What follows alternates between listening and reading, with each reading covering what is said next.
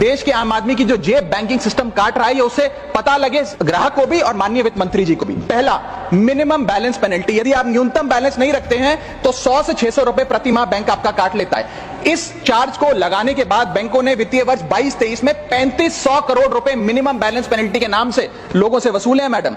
दूसरा charge, extra ATM usage. आपको ATM transaction के लिए 2 से 3 की मोहलत मिलती है, 2 से 3 की इजाजत मिलती है बैंकों द्वारा। अगर आप चौथा पांचवा ट्रांजैक्शन कर लें तो हर ट्रांजैक्शन पे 20 रुपए एटीएम चार्ज आपको देना पड़ता है। इनएक्टिविटी फी 100 से 200 रुपए सालाना, यानी कि अगर बैंक आप बहुत ज्यादा अपना अकाउंट यूज नहीं करते हैं तो बैंक इनएक्टिविटी के नाम पे भी चार्ज लगा देता है। फिर बैंक स्टेटमेंट आप मंगवाते हैं तो बैंक स्टेटमेंट इशुएंस चार्जेस के नाम पर आपसे 50 से 100 रुपए लेता है। फिर आप कहते हैं हमें एसएमएस अलर्ट के माध्यम से मेरे बैंक के खाते में क्या आ रहा है उसकी जानकारी मिले, तो एसएमएस अलर्ट चार्जेस के नाम पर भी प्रति क्वार्टर 20 से 25 रुपए आपसे लिया जाता है। ऑनलाइन पेमेंट करेंगे एनईएफटी की तो ट्रांजैक्शन फी भी ली जाती है। जबरदस्ती आपको पहले लोन बेचते हैं और फिर उसके बाद लोन प्रोसेसिंग फी के नाम पर 1 से 3% लोन अमाउंट का काट लेते हैं। और जब आपकी किस्मत ठीक चल रही हो और आप समय से पहले अपना लोन बकाया जो है उसका भुगतान करने बैंक पहुंच जाएं तो loan pre closure charges, early payment penalty के नाम पर भी बैंक आपसे पैसा वसूलता है। साधारण सा सिग्नेचर बदलवाना हो, नॉमिनी की डिटेल्स बदलवानी हो,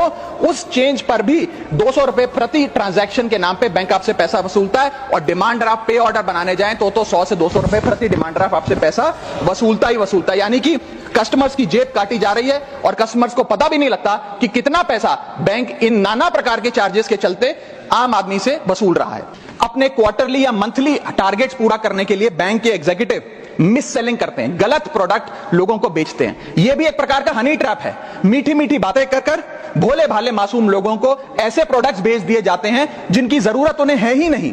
IRDAI, insurance regulatory development authority of India की एक रिपोर्ट बताती है कि 3.5 लाख सालाना कंप्लेंट्स में से 20% कंप्लेंट्स सिर्फ और सिर्फ मिस सेलिंग की, गलत प्रोडक्ट बेचने की उन्होंने दर्ज करी हैं। सेबी की एक रिपोर्ट बताती है कि 30% इन्वेस्टर मिसलीडिंग इंफॉर्मेशन का शिकार हैं। और म्यूचुअल फंड्स की मदर बॉडी, जिसे association of mutual fund of India कहते हैं, वो बताती है कि 23%, मैं खत्म कर रहा हूं मैडम, 23% इन्वेस्टर ऐसे हैं जिनके पास वो प्रोडक्ट्स हैं जो उनके रिस्क प्रोफाइल और फाइनेंशियल गोल से मेल ही नहीं खाते हैं। तो मैडम, मैं इन सारे जो समस्याएं बताई हैं उसके माध्यम से समाप्त कर रहा हूं। बस इतना ही कहना चाहूंगा कि ये बड़ी बुनियादी समस्याएं हैं जो आज इस देश का एक आम अकाउंट धारक, एक आम आदमी सफर कर रहा है। मैं चाहूंगा माननीय वित्त मंत्री जी इन बुनियादी सुविधाओं का, इन बुनियादी समस्याओं का समाधान दें। आज किसी ग्राहक को सरकारी बैंक में किसी काम से जाना हो तो मान लीजिए उसके ग्रह खराब चल रहे हैं और दिहाड़ी भी खराब होगी।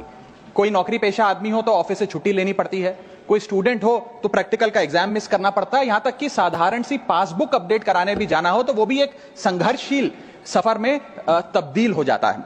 मैडम, आप जब किसी सरकारी बैंक में घुसते हैं तो ऐसा लगता है कि 80 या 90 की दशक की किसी इमारत में आ गए हैं जहां पे दीवारें उखड़ रही होती हैं, पंखा अपनी मर्जी से चलता है और लाइनें रेल टिकट से भी ज्यादा लंबी होती हैं। इसके बाद जब आप काउंटर नंबर 1 पे पहुंचते हैं तो बताया जाता है काम यहां नहीं होगा, काउंटर नंबर 4 पर जाइए।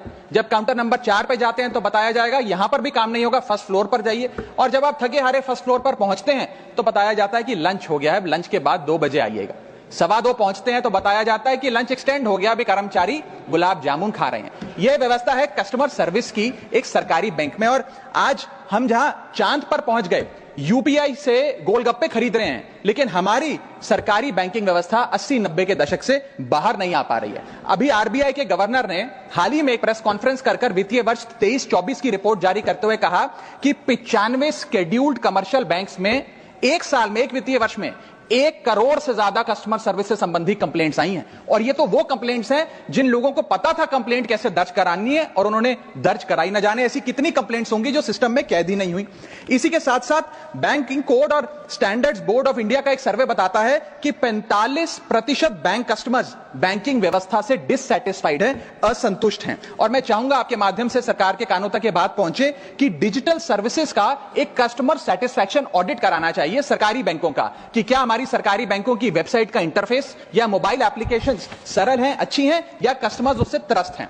दूसरा बड़ी समस्या है रूरल इंडिया के अंदर limited access to banking infrastructure. आइए गांव की ओर चलते हैं मैडम। क्या हमारी बैंकिंग व्यवस्था ग्रामीण इलाकों तक पहुंच चुकी है? नाबार्ड की एक रिपोर्ट बताती है कि 50% of rural India is still suffering from lack of adequate access to banking. Financial inclusion index की आरबीआई की 2020 की रिपोर्ट बताती है कि ग्रामीण भारत में हर 100 में से मात्र 54 लोगों तक ही हमारी बैंकिंग व्यवस्था जैसे तैसे पहुंच पाई है, और 30% से ज्यादा रूरल हाउसहोल्ड आज भी ऐसे हैं जो पूरी तरीके से अनबैंक्ड हैं। और मैम, बैंकिंग की ग्रामीण इलाकों में अगर बात करें तो बैंकिंग व्यवस्था ने ग्रामीण इलाकों के साथ सौतेला व्यवहार किया है। पहले तो बैंक की ब्रांच गांव के पास नहीं है। जब वो बूढ़ा आदमी भोला भटका बैंक की 5-10 किलोमीटर दूर ब्रांच तक पहुंचता है तो पता लगता है कि बिजली गुल है। बिजली आ जाती है तो पता लगता है सर्वर डाउन हो गया है। सर्वर भी चल जाता है तो पता लगता है आधार सीडिंग में दिक्कत है, फिंगरप्रिंट मिसमैच हो रहा है, या बैंक अकाउंट की मैपिंग ही नहीं हो पा रही है। डॉक्यूमेंटेशन से लेकर कॉम्प्लिकेटेड फॉर्म से लेकर लैंग्वेज के चैलेंजेस तक ग्रामीण इलाकों में लोगों को झेलने पड़ते हैं, और सबसे ज्यादा बैंकिंग फ्रॉड भी गांव के भोले भाले आदमी के साथ होता है। इसी के चलते हमारे गांव का आदमी प्राइवेट निजी साहूकार के पास जाकर लोन लेना बेहतर समझता है, ना कि किसी बैंक के पास जाकर। और जब वे साहूकार के पास जाता है तो ना वहां पेपर वर्क होता है, एक इजियर एक्सेस होता है, फियर ऑफ बैंक और इलिटरेसी नहीं होता। बहुत बार तो मॉर्गेज पे भी कुछ नहीं रखना पड़ता, इसलिए वो साहूकार से ब्याज पे पैसा उठाता है, लेकिन साहूकार उसे मनमानी दाम पर वो ब्याज पर पैसा देता है। 60 से 80% सालाना का इंटरेस्ट रेट चार्ज करता है, जिंदगी भर के लिए उसकी गुलामी लिखवा लेता है, और वो बेचारा गांव का भोला भाला आदमी डेट ट्रैप में फंस के रह जाता है।